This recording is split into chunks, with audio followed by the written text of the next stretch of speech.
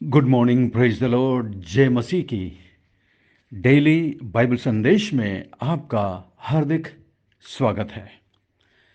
आज 8 नवंबर है और परमेश्वर को धन्यवाद कि उसने हमें फिर से एक नया दिन दिया है, एक नया सवेरा दिया है, ताकि हम अपने जीवन के चाल चलन, सोच विचार और आचरण के द्वारा उस परमेश्वर को महिमा दें जिसने हमें ये आज की जिंदगी दी है। और हमारी ज़िंदगी वैसे भी उसकी अमानत है, उसकी दी हुई है। हम उसके द्वारा, उसके बेटे प्रभु यीशु मसीह के लहू के द्वारा खरीदे गए हैं। अब हम अपने नहीं हैं, इसलिए हमारे जीवन का हम पर कोई अधिकार नहीं। हमारे जीवन पर उसका अधिकार है, इसलिए हम जीते हैं तो उसके लिए जीते हैं। हमारे जीवन के चाल चलन, सोच विचार के द्वारा हमारे परमेश्वर प्रभु यीशु मसीह को महिमा मिलनी चाहिए। आज की तारीख के अनुसार आज हमें दूसरा कुरिन्थियों 3 अध्याय और उसकी 7वीं आयत से हम पढ़ेंगे।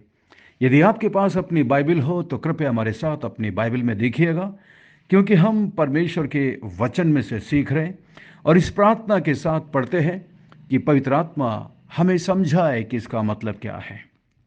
7 आयत में लिखा है, पौलुस कहते हैं, यदि मृत्यु की वो वाचा जिसके अक्षर पत्थरों पर खोदे गए थे यहां तक तेजोमय हुई कि मूसा के मुंह पर के तेज के कारण जो घटता भी जाता था, इजरायली उसके मुंह पर दृष्टि नहीं कर सकते थे। यहां पर पौलुस कह रहा है, यदि मृत्यु की वो वाचा, क्योंकि उस वाचा के द्वारा मृत्यु मिलती थी। मनुष्य परमेश्वर की आज्ञा का उल्लंघन करता था और इसलिए उस वाचा के द्वारा उन्हें मृत्यु मिलती थी, उन्हें सजा मिलती थी। पौलुस कह रहा है, यदि मृत्यु की वाचा जिसके अक्षर पत्थरों पर लिखे गए थे यहां तक तेजोमय हुई कि मूसा के मुंह पर के तेज के कारण जो घटता भी जाता था, इजरायली उसके मुंह पर दृष्टि नहीं कर पा रहे थे।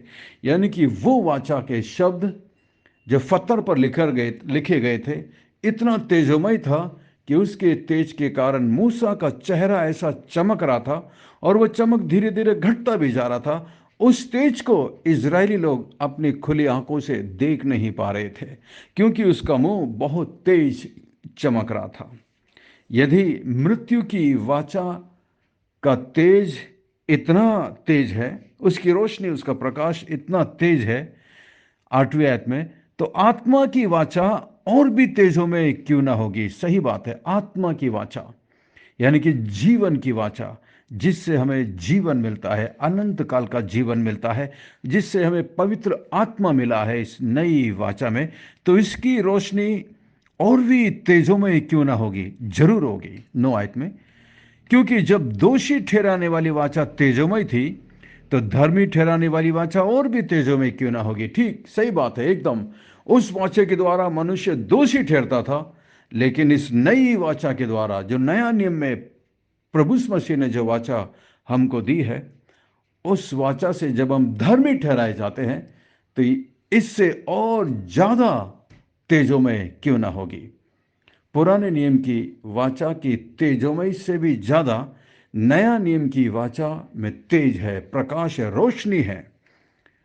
10 आयत में, और जो तेजोमय था वो भी उस तेज के कारण जो उससे बढ़कर तेजोमय था कुछ तेजोमय ना ठहरा। मूसा जबकि इतना तेजोमय था, उस तेज के सामने वो भी इतना तेजोमय नहीं ठहरा, क्योंकि जब वो जो घटता जाता था तेजोमय था, तो वो जो स्थिर रहेगा और भी तेजोमय क्यों ना होगा। सही बात है, वो तेज जो घटता जा रहा था इतना तेज था, तो ये तेज जो कभी घटता नहीं है कितना तेज होगा, कितना तेज प्रकाश होगा। इसलिए 12वीं आयत में, इसलिए ऐसी आशा रखकर हम हियाव के साथ बोलते हैं, और मूसा के समान नहीं जिसने अपने मुंह पर पर्दा डाला था, ताकि इजरायली उस घटने वाले तेज के अंत को ना देख सके। इसलिए मूसा ने अपने मुंह पर पर्दा डाला था, ताकि इजरायली लोग उस तेज को जो उसके चेहरे से घटता जा रहा था धीरे धीरे, उसके अंत को ना देखें।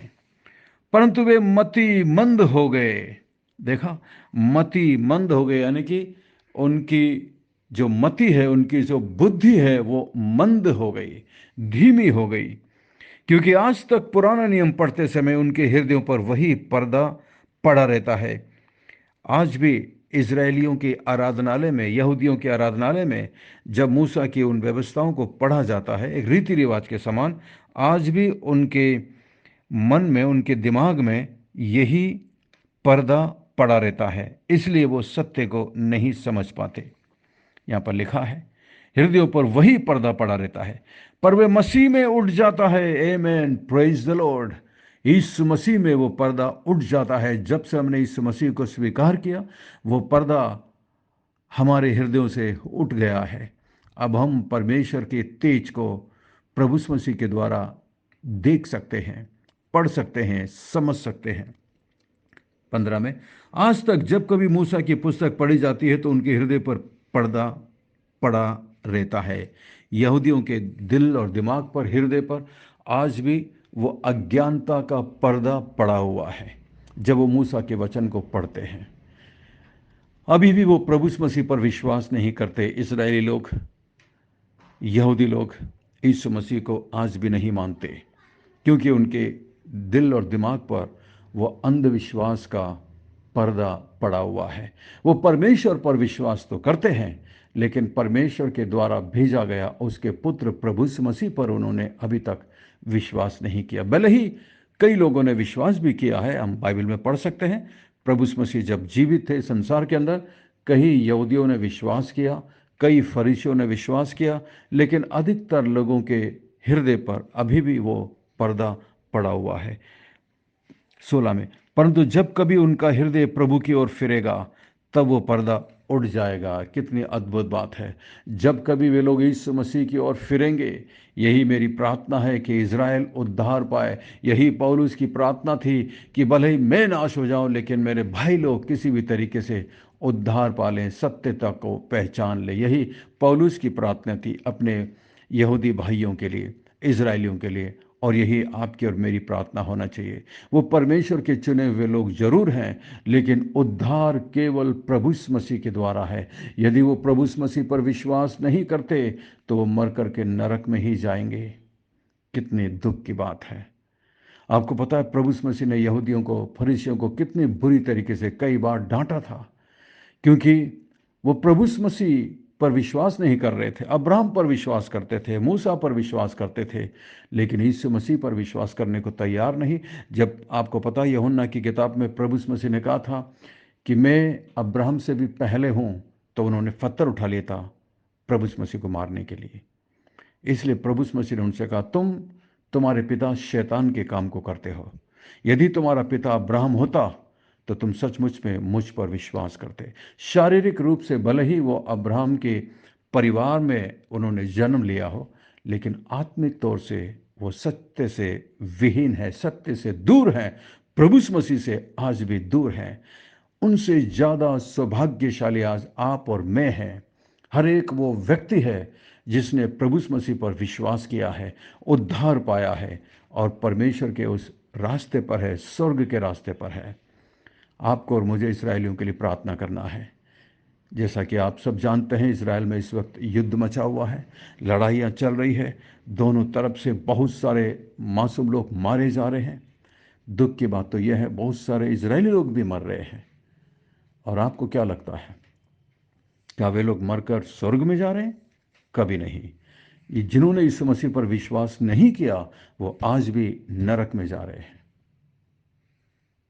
प्रार्थना करिएगा उनके लिए, ताकि वो उस सच्चे परमेश्वर प्रभु मसीह पर विश्वास कर सके।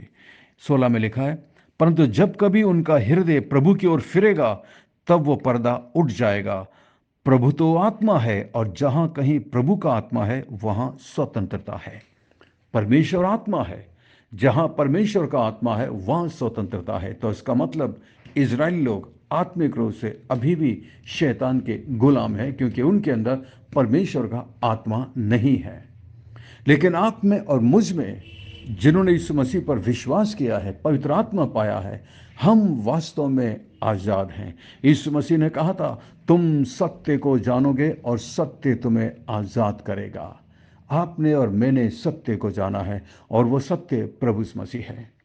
इजरायली लोगों ने उस सत्य को अभी तक जाना नहीं।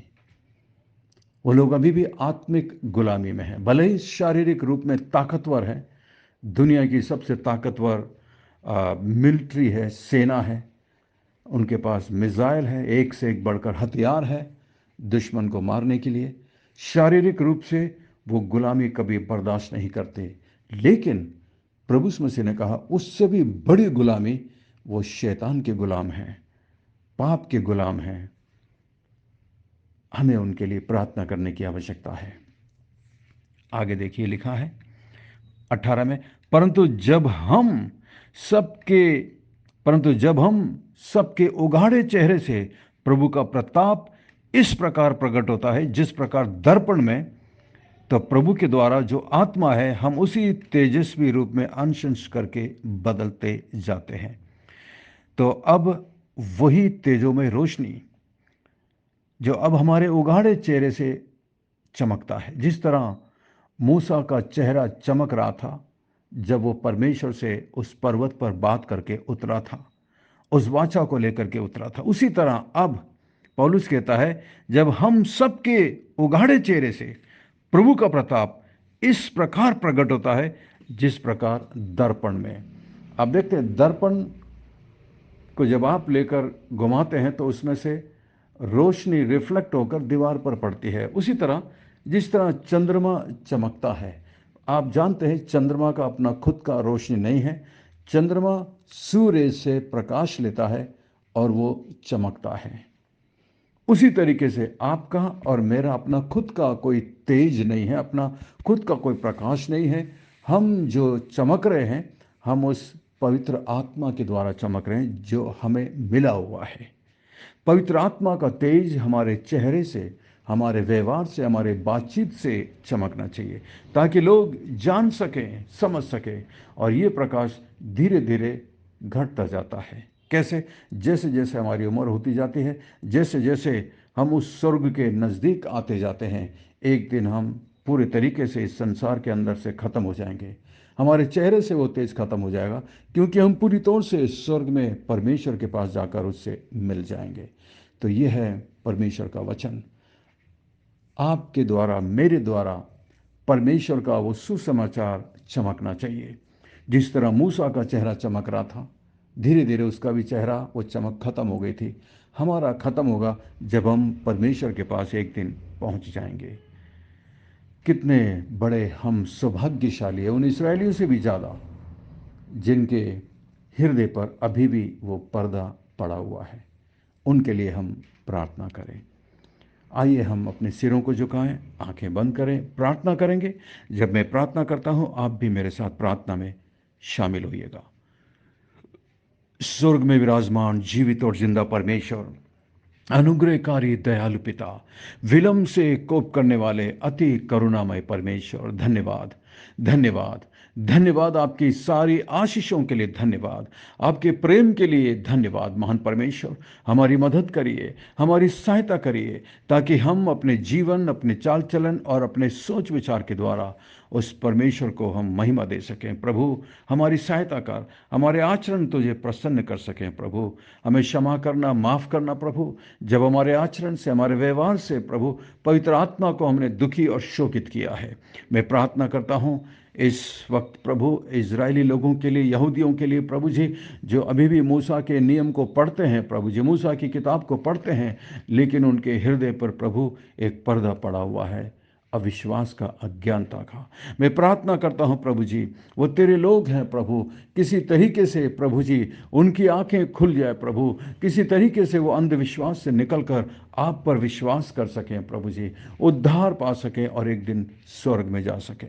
मैं प्रार्थना करता हूं मान परमेश्वर, इस बाइबल संदेश ग्रुप में मेरे प्रिय भाई के लिए, मेरी प्रिय बहन के लिए मैं प्रार्थना करता हूं, हमारी प्रिय आंटी जी के लिए मैं प्रार्थना करता हूं प्रभु जी, तेरी कृपा, तेरा अनुग्रह, तेरी दया इनके ऊपर रखना प्रभु जी। अपने हाथों को बढ़ाकर हर एक को छू ले जो इस वक्त मेरे साथ प्रार्थना में है। मान परमेश्वर, आपके लिए कुछ भी मुश्किल नहीं, आप सर्वशक्तिमान हैं, आप सर्वज्ञानी परमेश्वर हैं। धन्यवाद, धन्यवाद, धन्यवाद परमेश्वर। हमारी मदद करिए, सहायता करिए प्रभु जी। जो लोग इस ग्रुप में बीमार है, बीमारी में है, दुख में है प्रभु, बीमारी के बिस्तर पर हैं, आप उन पर अपने हाथों को बढ़ाकर छू लीजिए, चंगाई दीजिए प्रभु। जो लोग कष्ट में हैं, दुख में हैं, अपने परिवार में किसी न किसी प्रकार की, आप उन सबको जानते हैं प्रभु। उन पर अनुग्रह और दया कर प्रभु। धन्यवाद, धन्यवाद यीशु मसीह। हमारी विनती प्रार्थना को सुनकर जवाब देने के लिए धन्यवाद।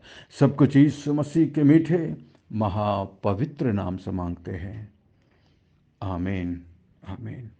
आशा करते हैं आज के संदेश के द्वारा परमेश्वर ने आपके दिलों से बातचीत की है। यदि आप आशीषित हुए हैं तो हमें ज़रूर लिख कर भेजिएगा, और इस संदेश को अपने दूसरे मसीही दोस्त मित्रों को भेजिए जिन्हें इस संदेश की आवश्यकता है। और यदि ये संदेश आपके पास पहली बार पहुंचा है तो आप हमारे व्हाट्सएप ग्रुप में शामिल हो सकते हैं। हमारा नंबर है 9927464924। Pastor Mani Thomas, Emmanuel Believers Church, Agra, आपसे प्रेम करता है, आपकी परवाह करता है, आपके लिए प्रार्थना करता है। हमारे लिए भी प्रार्थना करते रहिएगा।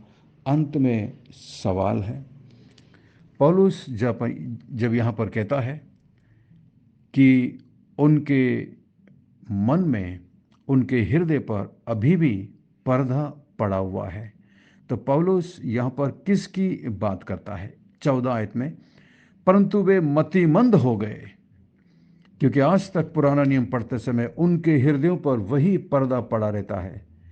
तो ये किसकी बातचीत हो रही है? Whom is he talking about when he says that even today when they read the Old Testament, when they read Moses' laws, they are still ignorant. They don't understand. Whom is he talking about? God bless you. We love you. Have a great day.